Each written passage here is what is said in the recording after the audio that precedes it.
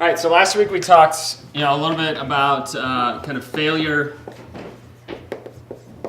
versus failure, right? Where failure is when you go until you can't go anymore and you give it the best effort, and failure is when you just kind of give up. And where I want to kind of bring that back in today in a kind of little different way is,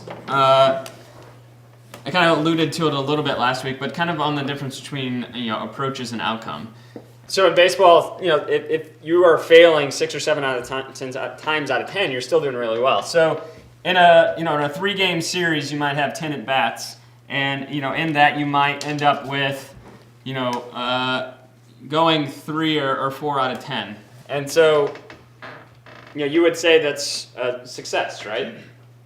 But it really depends. It may or may not be, because what you're going to hear a lot of times, the pro players, what they talk about is they talk about their approach, right?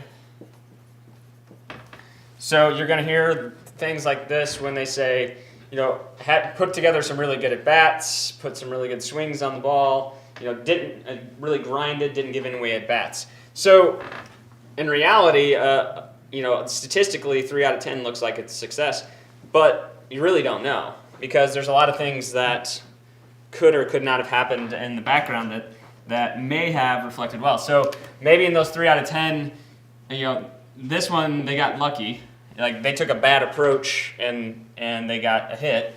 This one they actually took a good approach but got out. And so when you start kind of doing the math of maybe they took good approach 8 out of 10 times, but then only got 3 hits. So that would be really good. On the flip side, if they had a bunch of bad approaches and they just got lucky, they're going to be probably more frustrated with that than if they would have went 3 or 4 or 5 out of 10, because pro players are really always focused on the approach versus the outcome. Because when it comes to this, for them, it's they know in a long season you can get lucky over a weekend, but what it really comes down to is statistically over time, if you take a solid, strong approach, over time it's going to kind of play in your favor. And so with approach versus outcome, how do you see this in business?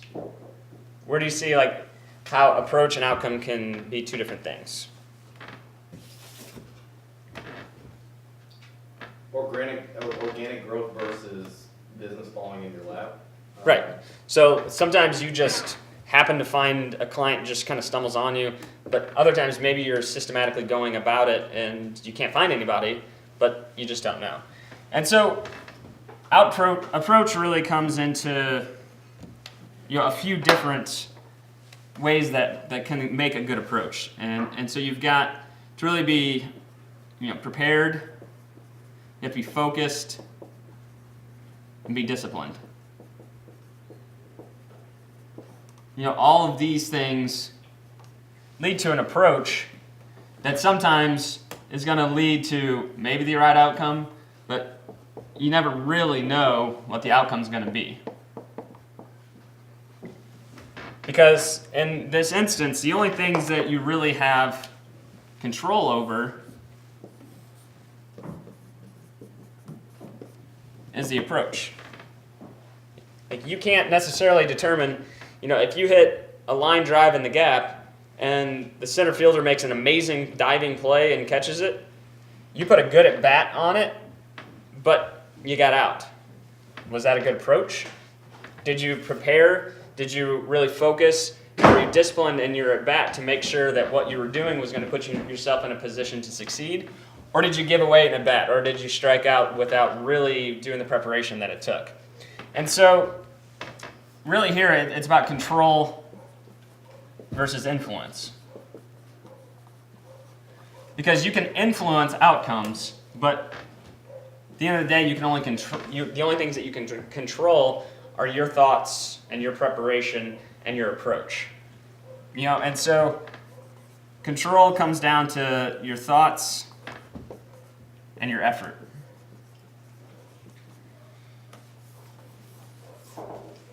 there's this little philosopher named Yoda, right? When he talks about, in this instance, there is no try, do or do not. It's kind of where this kind of comes back to failure versus failure, and what you can control on your thoughts versus effort is you can only really control the effort that you put in and how you try and how you go about something. And then you hope that that's going to influence the outcomes in a positive manner. It's kind of in the same way that we talked about a while ago with systems wavelength. You guys remember that one?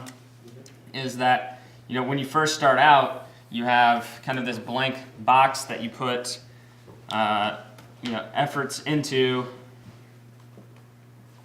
and then outcomes come out, but you don't really know where.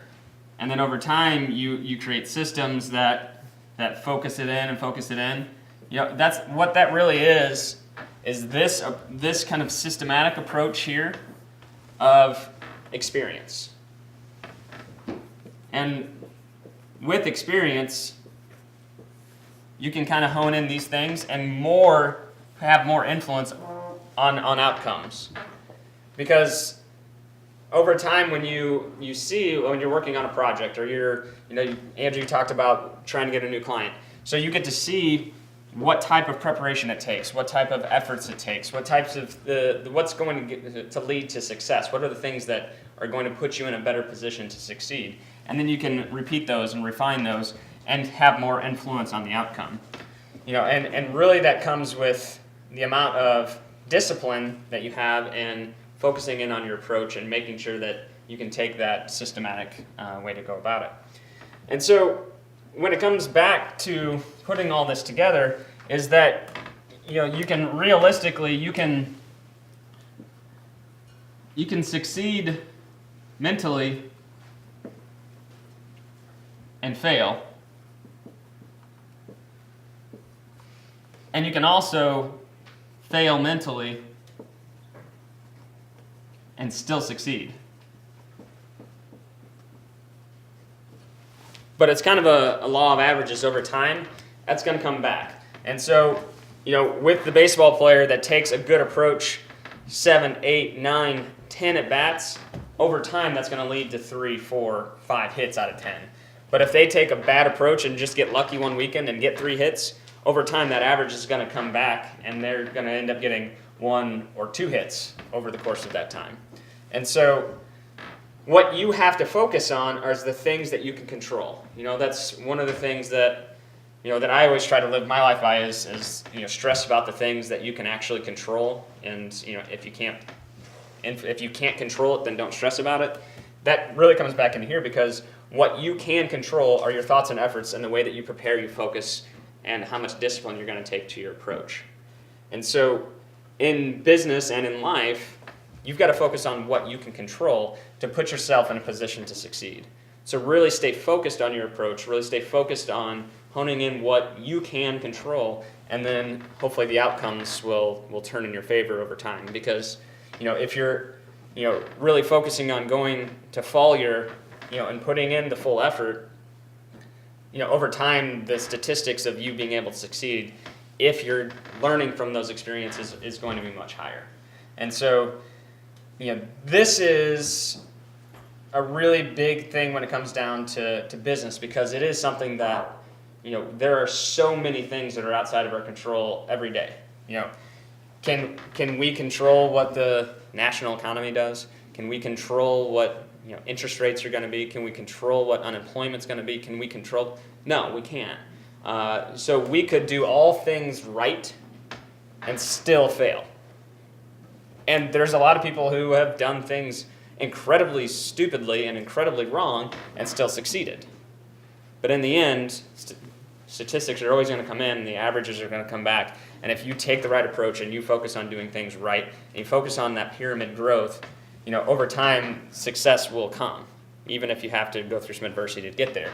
But that adversity really comes into building your experience, so the next time that lesson comes, you can more effectively get through there. So where else have you guys seen this kind of play out? I cannot remember the name of the book, but there was a philosophical book in high school that we were forced to read, and it was exactly this. It was control the things that you can control.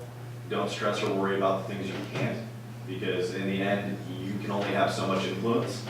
But if you focus on those things 100% and forget about the other stuff that you can't control, you're more likely to get the result that you want. Right.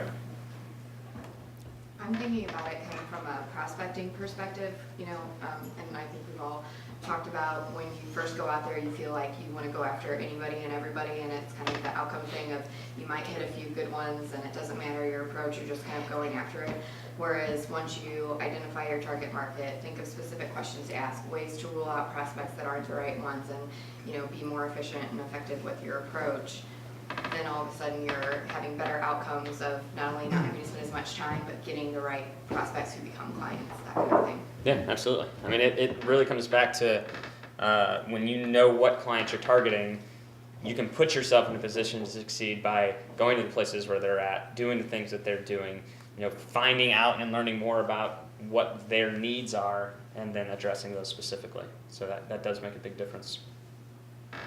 In any piece of what we do or what anybody does, being able to systemize the things in the box that you can control, every single piece, whether it's prospecting or developing or whatever you're doing, as long as you're honing in the parts that you can control. A truism that comes to mind with this is the harder I work, the luckier I get. Yep.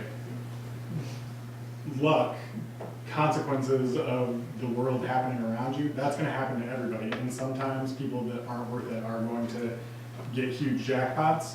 But over time, statistically, the more you're systemizing your systems, the more you are ready, the harder you work, the more you're able to take advantage of things when they are straight line going your way. And so the luckier you're going to get. Yeah. And that crosses over into every department. Yeah, and I think that quote is attributed to Ted Williams, maybe Lou Gehrig, one of those. It was a baseball player from back then.